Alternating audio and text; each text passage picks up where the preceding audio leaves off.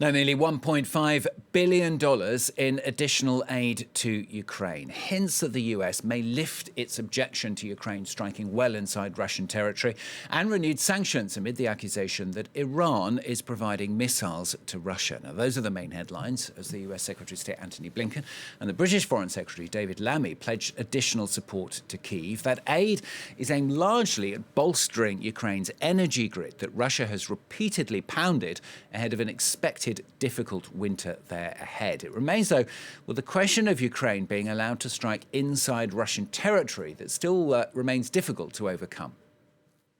I'm going to take that discussion back to Washington to brief the President on what I heard. I know that David's doing the same.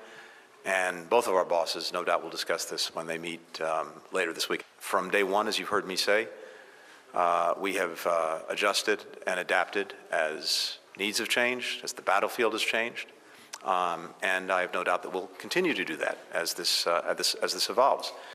So still hope then that the weapons, they will be given permission to use those weapons. A little earlier, we spoke to correspondent Emmanuel Chaz in Kyiv.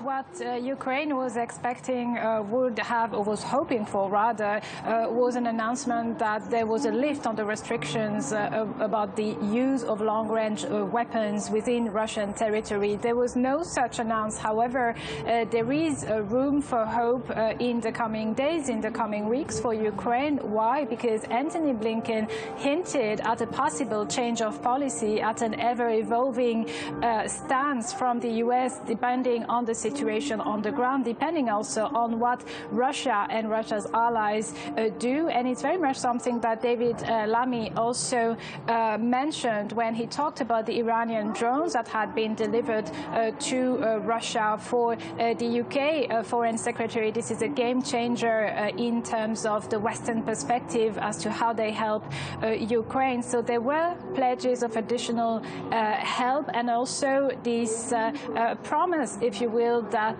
the possibility of lifting the restrictions on long-range weapons will be examined. It could be examined as soon as Friday, when Keir Starmer, UK Prime Minister, will visit Joe Biden in the US, in Washington, this coming Friday.